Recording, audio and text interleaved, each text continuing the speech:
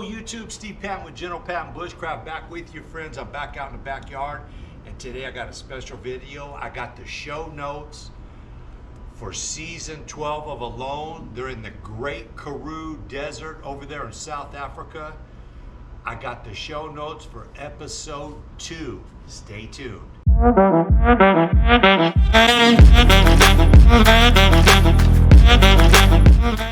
Alright friends, I want to apologize for getting this video out a little bit late.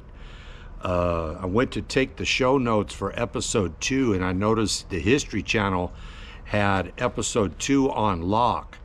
And then I checked back a few days later and they unlocked it. So I hurried up, took the notes, stayed up late last night. Today is Thursday. The new episode 3 will come out tonight on the History Channel if you want to check that out. But I have the show notes now for Alone season 12 episode 2 and the title is Best Laid Plans. And you know every show opens up with a quote, a famous quote from a famous individual. And this episode's quote is, quote, "Things are not always as they seem. The first appearance deceives many." And that's from Phaedrus. All right, friends, let's recap real quick episode 1.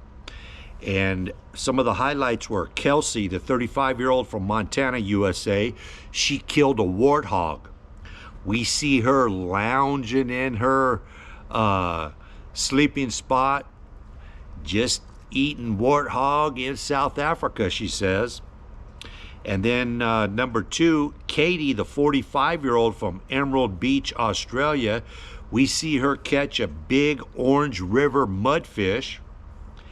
And then the third highlight from episode 1 was Jeet, J-I-T, the 35-year-old from Anakawa, New Zealand.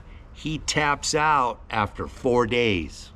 All right, friends, let's get right into the show notes for episode 2. Titled Best Laid Plans, and the show rolls back to day 1 and we see the helicopter rides for Baja. He's dropped off on a clear beach on the lake, and we see him create a sundial on the beach to help learn the land and figure out where north-south is, where the sunrise sunset is. And wow, he decides to move to a new location, friends, on the other side of the peninsula, 2 miles away. He wants more sun in the morning. All right, it's still day 1 now, and it's 1:23 p.m., and the show goes over to Nathan. He's the 52-year-old from Idaho, USA. He's trying to catch grasshoppers for fishing. His strategy is belly first. His goal is to eat every day. Now, keep in mind, this gentleman, Nathan, 52-year-old from Idaho, he is the son of Larry Dean Olson, who wrote the book Outdoor Survival Skills. Nathan also had a brother on season 10. We see him catch a grasshopper. He puts the fishing line out. And while that fishing line is out, he's gathering up some tall grass. This Nathan, he might be one to watch to win this thing. He's capturing a whole he's cutting down a bunch of grass for his bedding. And he feels no pressing need to build a shelter as of yet, because this time of year, rain is very sparse. Not a lot of rain. So he finds a nice spot for a bed in the shade under a big bush. He goes back to check the line, and wow, he catches a smallmouth yellowfish. So good on Nathan. All right, it's 2:51 p.m. The show goes back over to Baja. He's the 50-year-old from Ontario, Canada. He just walked 2 miles to his new spot, friends. When he gets there, he finds a bunch of Cape buffalo patties, and we learned there's 30,000 Cape buffalo in the location, and these are extremely dangerous, and they kill about 200 people per year. It's 76 degrees. He's tired, but very happy with the new spot, getting very thirsty. So he decides to build a bow drill to get a fire going. And we learned that Baja did not bring a ferro rod. So we watch him find some dead acacia tree to use. And Baja brought bank line instead of paracord. And we learned from the show that participants are allowed to bring 262 feet of paracord or 1,575 feet of bank line.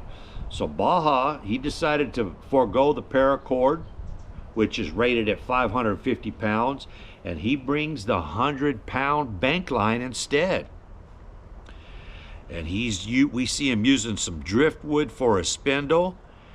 He got to his new spot about 2 o'clock, and it's about 5 o'clock now. He's been at it for almost 3 hours, friends. No fire. He can't get a fire going. He's exhausted. Makes a bed on a tarp. They're allowed to bring a canvas tarp, so he makes some bedding. He's exhausted. It's getting dark. No fire, no shelter, no water, and he walked 2 miles to the new location.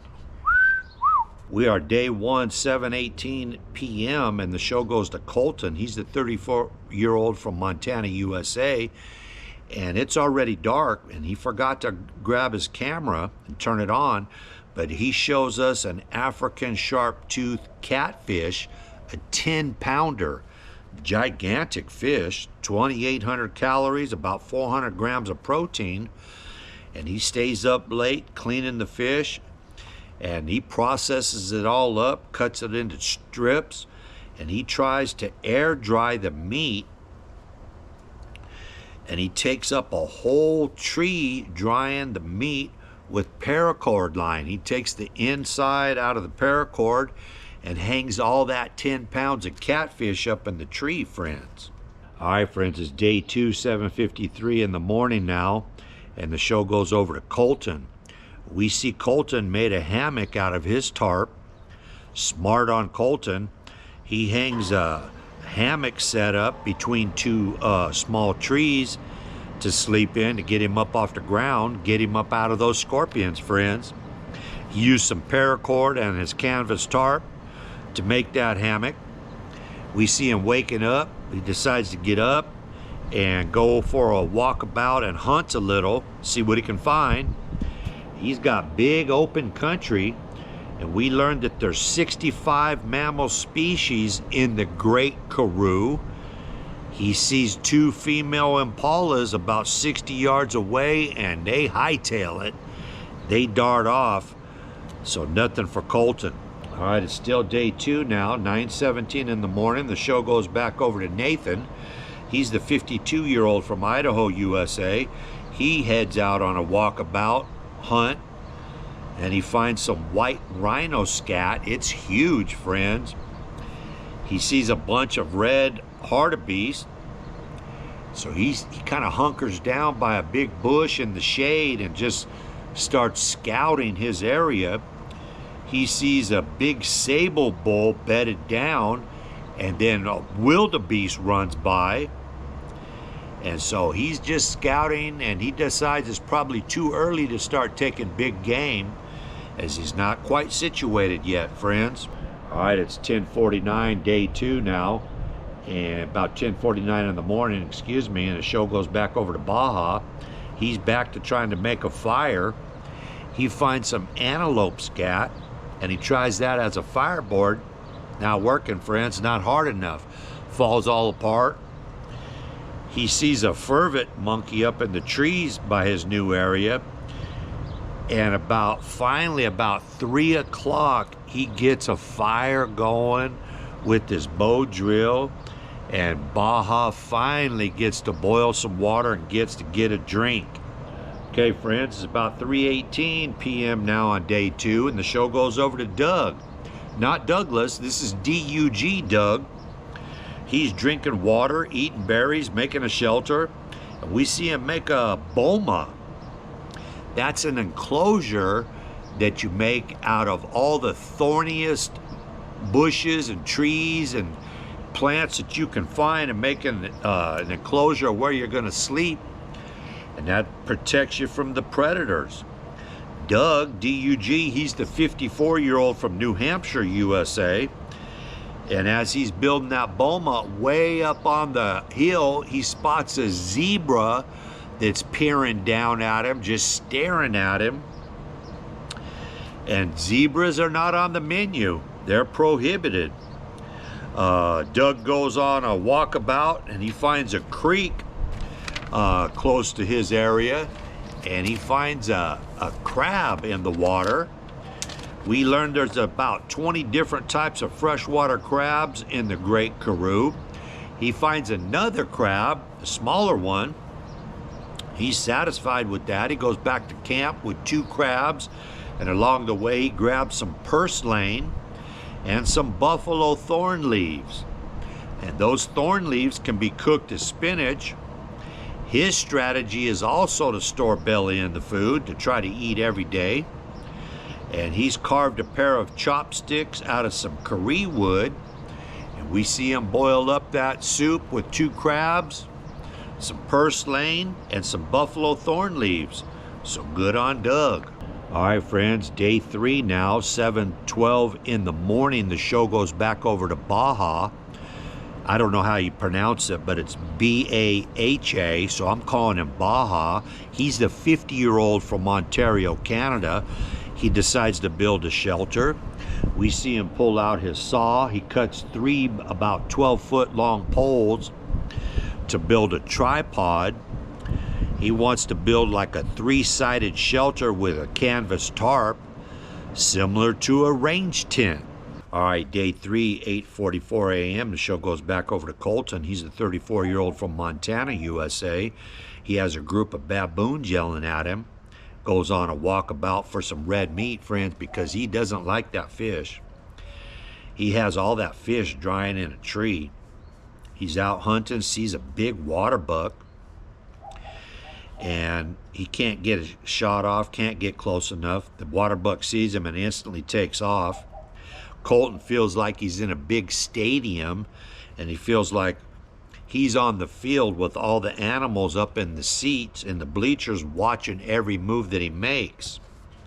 Back to camp for fish head soup, and while it's cooking, he carves a wooden spoon, takes a bite. Oh, what he thinks is some fat coagulated on top of his boiling pot. He can't take it, friends. It was some fish slime, and oh my goodness, he dumps out the fish soup. He can't do it. All right, friends, day 3, 1:58 p.m. The show goes over to Douglas.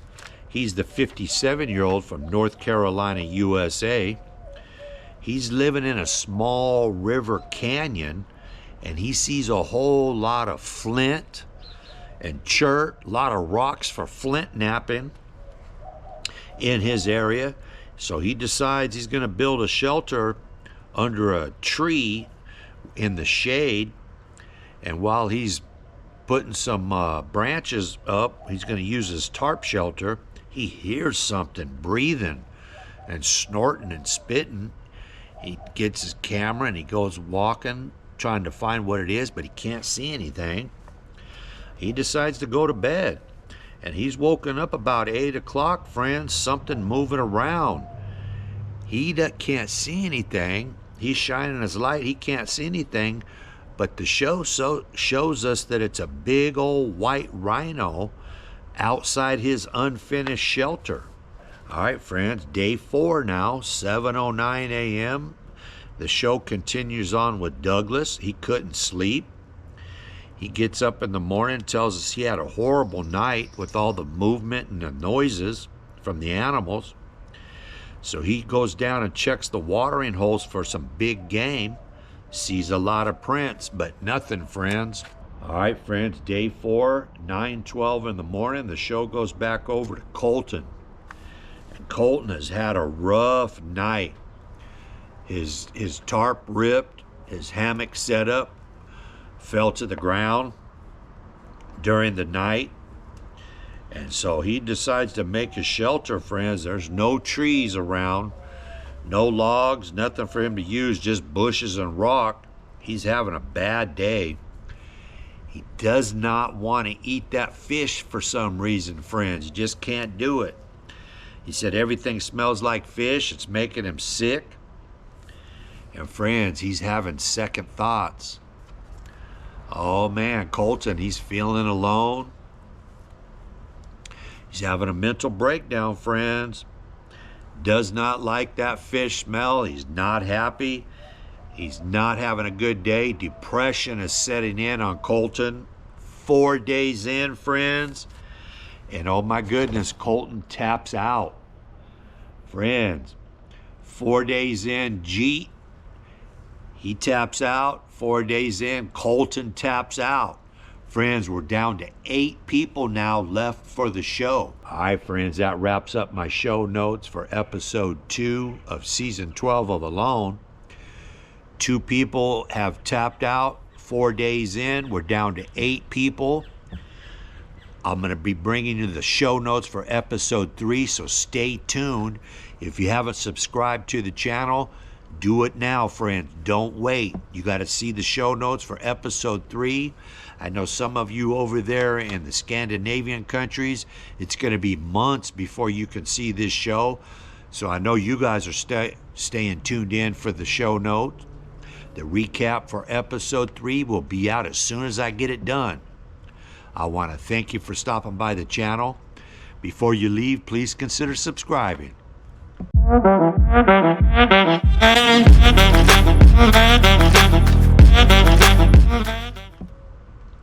I appreciate everything you do for the channel, all your views, all your likes, all your shares, most importantly, all your comments. Leave me a comment. Let me know who you think's going to win this thing.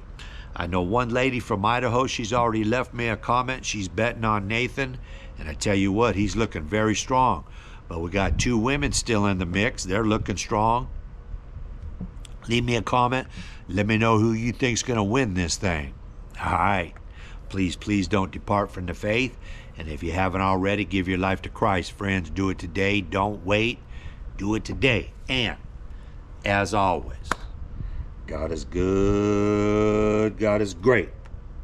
I see y'all on the next video. Already got a date.